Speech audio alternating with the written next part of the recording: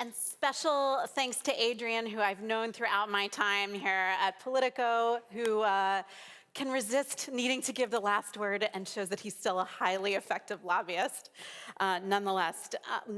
So that was a really interesting conversation about sort of a recognition about having to spend more money. In some ways, it's due to outside pressure like Donald Trump, as we heard MEP Sokol say.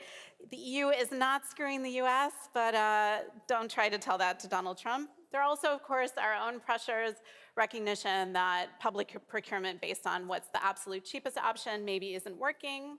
Nonetheless, public procurement, as we heard, is going to be one of the sticking points in the interinstitutional negotiations. I was also thinking to what Helen Collis said when she and I were talking at the beginning here, that back in 2015, the Benelux joint procurement operation was a big focus of our coverage. And as we're hearing, Parliament is eager to see kind of these small groupings team up. But we hear concern from the industry that if you make the supply or the demand chain too uniform, then you will also lose diversity in supply. So that effort to kind of avoid the one size fits all. So with that, we're going to move on to our next discussion. And as I do that, I want to kind of take a check in the room. How many of you here, you had to get up very early, already had your morning vitamins or supplements or that one little miracle product that you swear by, whether or not you're totally sure about it? Raise your hand. I missed my vitamin D this morning, I have to confess. Okay, so a good half the room, but that mix says it all. We're a continent of people trying to feel just a little bit better, a little bit healthier every day. And that's exactly what our next conversation is all about. How a company like Haleon, one of the world's leading consumer health firms, is shaping that daily experience for citizens.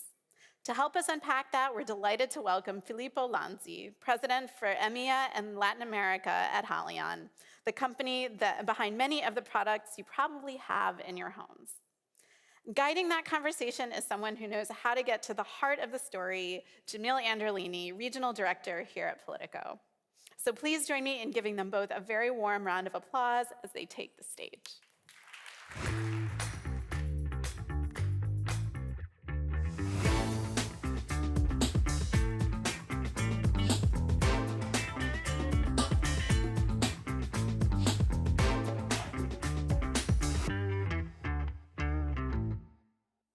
What a cool jingle to bring us in. Thank you. And thank you very much, Sarah. And it's wonderful to be here. Thank you all for coming. What a great turnout at Politico's Healthcare Summit. I'm Jamil Anderlini. I'm the Regional Director for Politico in Europe. And as you heard, this is Filippo Lanzi, who is the President for Haleon in EMEA and Latin America. So it's wonderful to have you here. It's wonderful. Thank you, Jamil. Thank you for supporting our summit as well.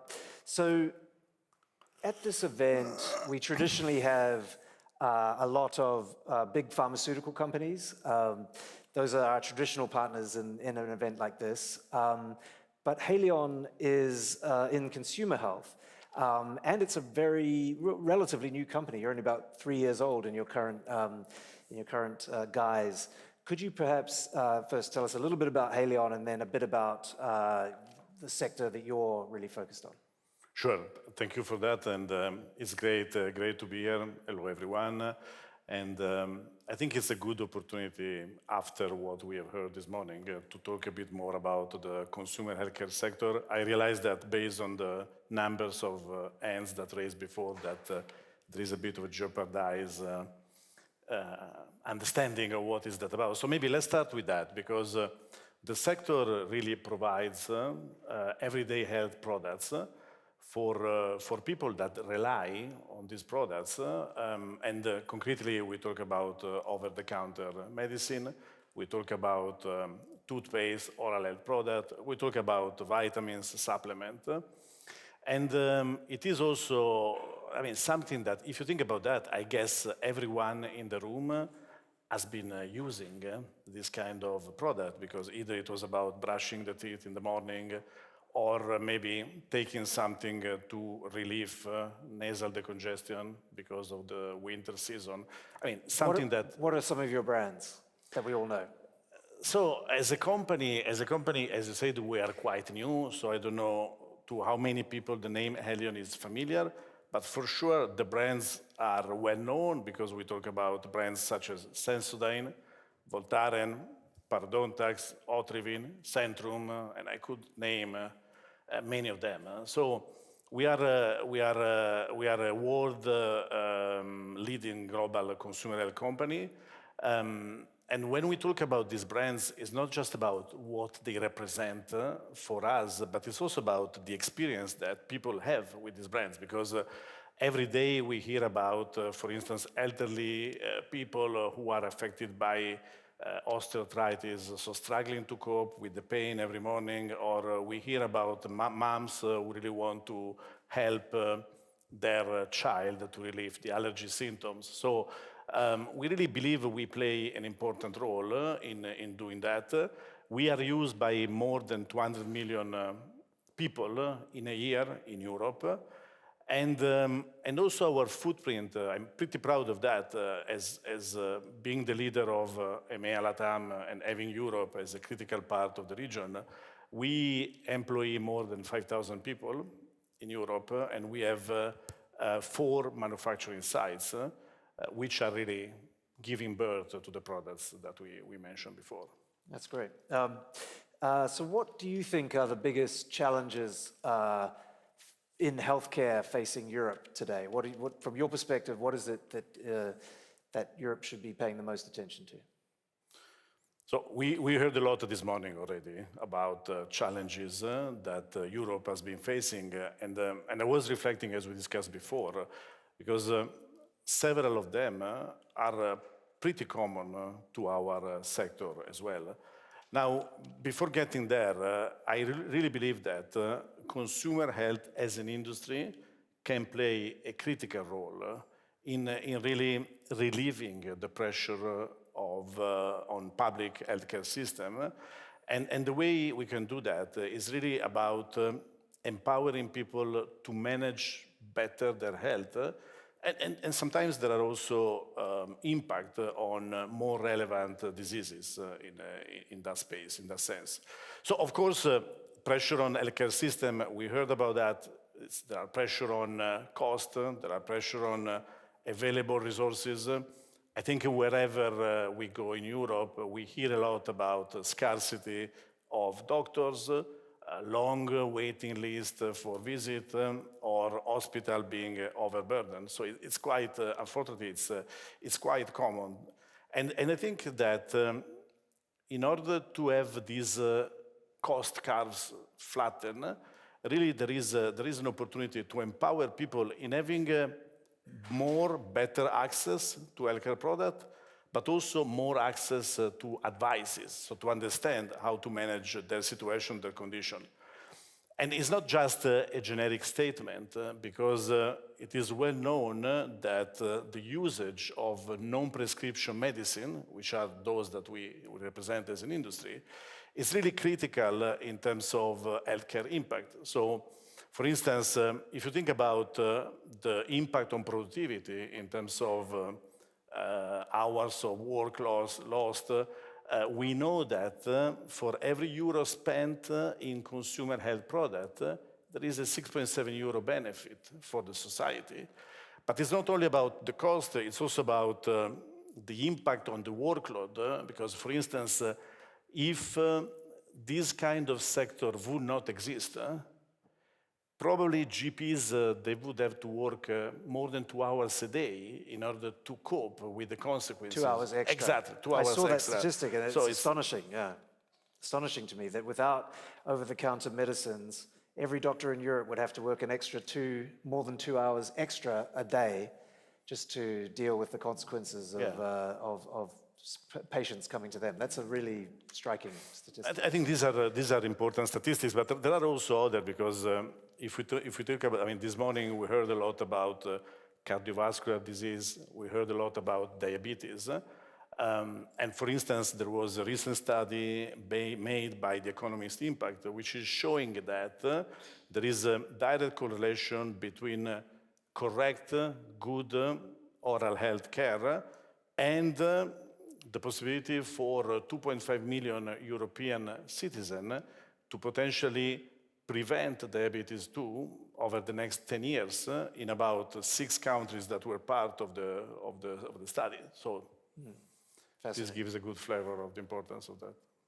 I saw another statistic that annual healthcare costs for people with low health literacy are 3 times higher than for people who have high literacy when it comes to their health. And I thought that was also fascinating statistic. Yes. So you've talked about prevention and we mentioned health literacy. So what do you think are some of the opportunities in that area?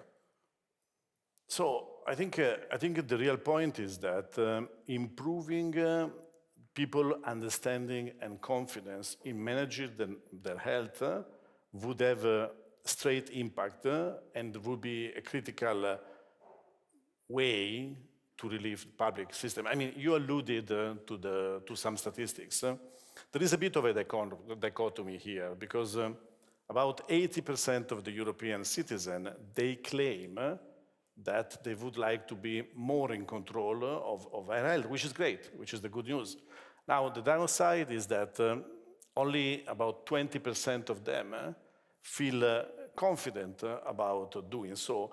And this is where the cost of the low health literacy comes at play, because it is estimated that the cost associated to the low health literacy is 3 times higher than those who are more knowledgeable about that. And every 25% reduction in the low health literacy would have a straight impact on GDP, which is worth about 0.5 point for several European countries. So these are statistics which to me are really, really important. And as a company, of course, we have been trying a lot to tackle and to overcome these barriers. We have been partnering with thousands of doctors, pharmacists, dentists to really help people better understand being more aware about their condition, understanding what to do with that. We heard a lot about innovation, and we have been developing products that are more fit for purpose in relation with these specific needs of people. And sometimes these are products that they just improve the experience, because, for instance, we have launched the new Otrivin Mist, which is a nasal decongestion, which is allowing a totally different experience because half of the people do not want to inject a spray in their nose, therefore they don't treat. And with a more pleasant, more gentle, easier experience, things could of course change. And the driving condition awareness for us is a top priority. I mean, our brands, they really try to talk to people about why their condition might be relevant and what could be the solution. If you think that 60% of people having gum diseases don't do anything, and there are great solutions that could avoid things to get worse, and then generating more productivity loss, more consequences for the patients, for the people, and relieving the load on the public systems across the country. So, could you tell us maybe briefly how are you regulated in general, and then I'm going to ask you what you want from the policymakers, many of whom are in the room. So.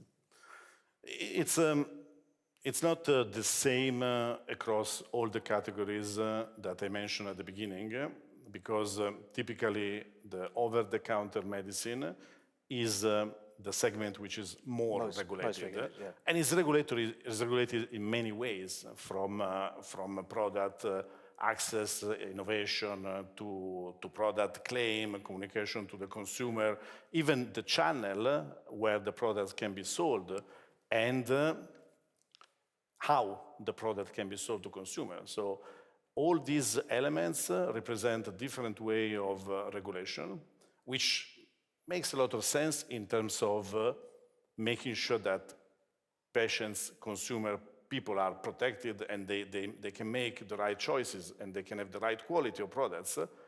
What is a bit more difficult, because this is causing some of the current issues of the system, is that these regulations very often are different in Europe across the different markets. So what do you want from regulators? You get to talk directly to the regulatory community here in Brussels. What is it that you are most wanting from them, from Brussels and across Europe? So I think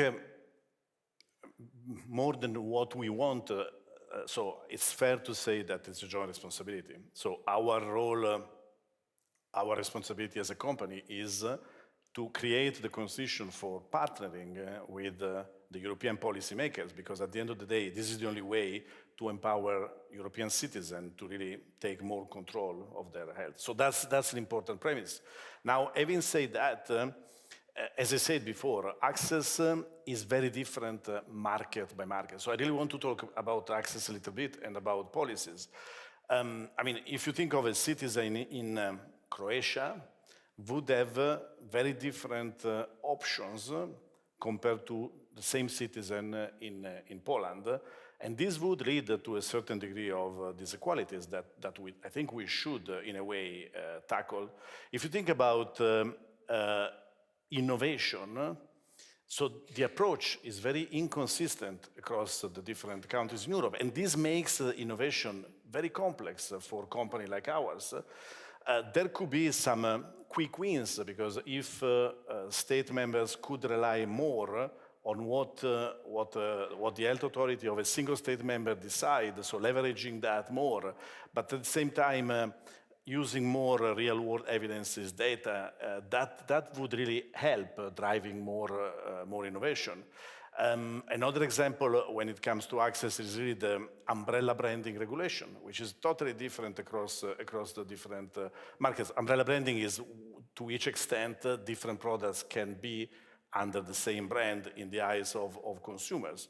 So all these things together make innovation be more complex, less accessible for the people, for the citizens in Europe.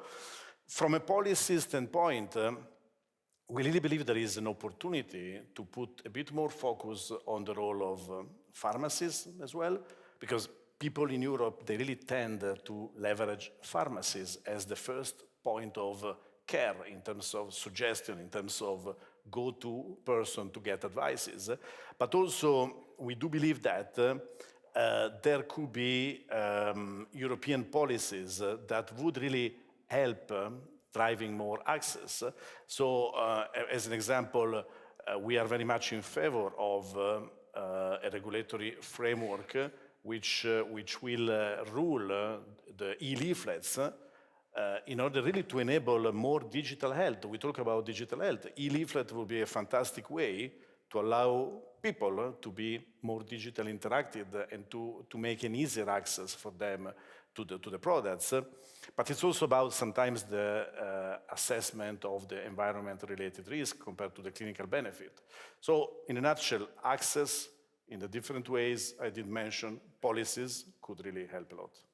Wonderful. That's all we have time for, Filippo, but it's wonderful to have you here, and thank you to the audience. Thank you to Haleon, and thank you, Jamil. See you later. Thanks a lot. Bye. Thank you. Good job. Thank you.